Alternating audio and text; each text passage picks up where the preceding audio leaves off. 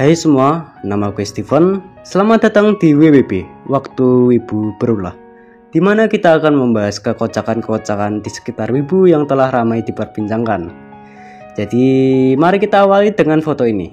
Ya, postingan ini gue dapat dari akunnya si X, yaitu salah satu temannya korban juga. Jadi, isi postingannya si X itu begini. Halo, di sini saya cuma mau ngomong, bagi kalian yang cuma ikut-ikutan kasus ini, entah jedak-jeduk lah, apalah demi dapat views dan like, mending gak usah main TikTok aja, WK. Kalian aslinya gak peduli sama korban kan? Cuma nyari kesempatan karena viral, karena akun kalian kelamaan sepi, jadi langsung post sana sini berkali-kali. Di pikiran kalian cuman, ya kan kita bantu viralin, dalam arti viral tanpa info bagus. Kalimatnya demikian. Gini, disclaimer dulu ya. Gue sebenarnya bikin konten ini tuh tujuannya bukan untuk nolong si korban, melainkan gue ingin memberikan pembahasan terkait apa-apa saja yang ada di internet, supaya orang-orang itu bisa lebih aware dan belajar agar tidak terjadi kasus demikian. Dan kalau ditanya apakah gue peduli sama korban, tentu saja gue peduli. Tapi apakah gue harus ikut campur masalahnya? Ya nggak bisa. Soalnya gue di sini juga cuma pengamat seperti kalian. Oke, lanjut. Aku tahu kok maksud kalian baik dengan bantu ramein, tapi ada yang manfaatin kasus ini untuk live dengan foto pelaku untuk mencari koin. Kalian juga yang sok ikut-ikutan kasus ini selalu bawa peot-peot kemana-mana, bahkan ke orang yang nggak tahu apa-apa. Mereka itu risih, tahu nggak sih? Kalian kalau mau bantu itu ya fokus ke pelakunya aja. Banyak banget yang nanya identitas korban.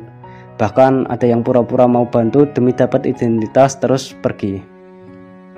Gini, gue setuju dengan pernyataan si X ini. Kalau kita mau bahas si pelaku, ya kita fokus aja ke pelakunya gitu. Sekarang gue manfaatnya para netizen tahu identitas korban itu apa? Terus kalau sudah tahu, bakal diapain? Nah, gue bukannya gimana-gimana ya, tapi ketika lo gak bisa ngeluarin sesuatu yang baik gitu, atau gak bisa jadi kalem dengan perkaranya, mending diem. Apalagi kalau dengan adanya lo di masalah itu, dan masalah itu gak selesai, ya jangan ikut campur masalah itu. Jangan masuk ke sebuah masalah yang lo gak yakin masalahnya akan selesai kalau ada lo di dalamnya. Ya gitulah. Lanjut. Tolong dong, gak usah nyari esensi dari perkara ini, atau buat gaduh ke orang yang nggak tahu apa-apa tentang ini. Korban aslinya nggak nyaman, kalian buat meme chat dia tapi dia ikhlasin, WK. Laporan sudah dibuat, itu info yang bisa aku sampaikan, terima kasih. Intinya begitu ya.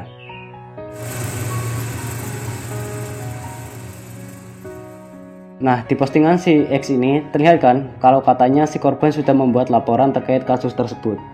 Terus waktu sudah dilaporin itu, katanya si pelaku ini cuma kena sanksi sosial. Ini jujur panjang banget sumpah ceritanya.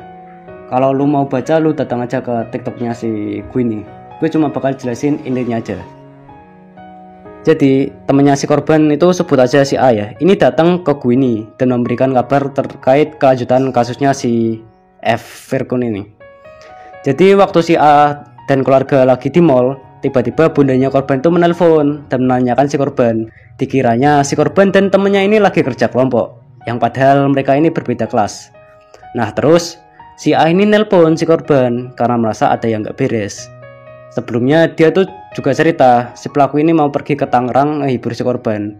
Di situ si A mulai merasa gak enak dan coba ngelarang si korban. Tapi si korban malah nangis, yang pada akhirnya ditengahin lah sama si A. Dan diajak pulang sama si A. Nah, di keesokan harinya, yaitu hari Jumat, Sabtu, Minggu, si korban itu pergi kata bundanya, dan ngiranya si korban itu pergi sama si A. Lalu setelah bundanya si korban itu chat si A dan nangis, si A ini terpaksa buat ngasih tahu sebenarnya. Terus si pelaku ini ternyata lagi ngajak korban makan di mall dengan pakaian yang katanya kurang sopan.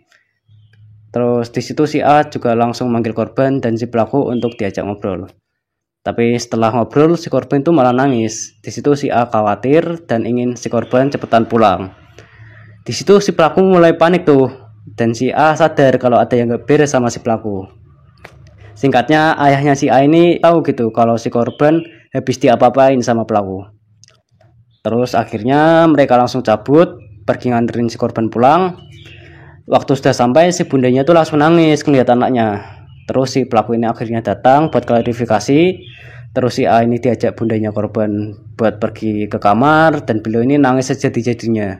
Kalimatnya demikian.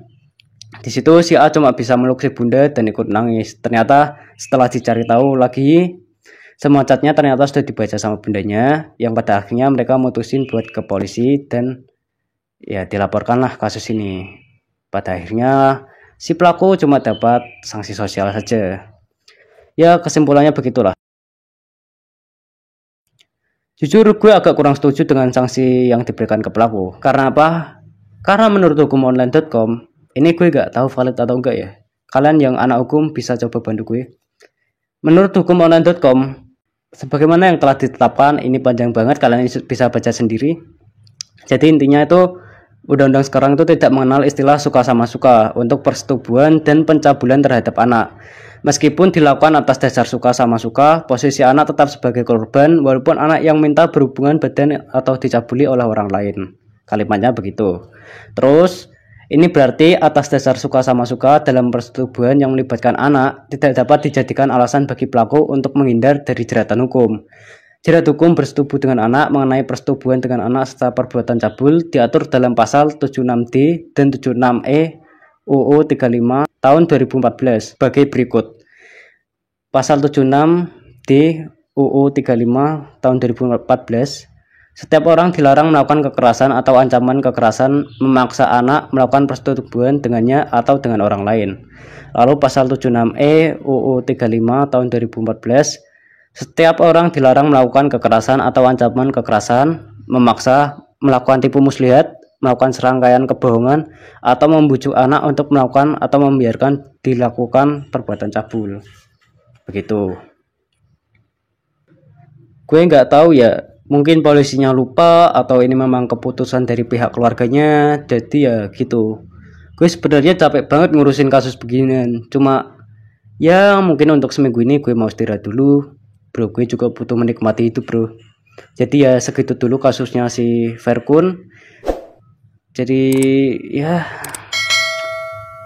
anggap saja ini kasusnya udah berakhir lah. Jangan lupa di like, share, and subscribe supaya kalian gak ketinggalan info terbaru terkait permasalahan Wibuawi. Tetaplah bahagia, tetaplah baik-baik saja. Nama gue Steven, sekian dan anjir, ini pembahasan banyak banget. Anjir, ngeditnya gimana ini? Astaga, astaga.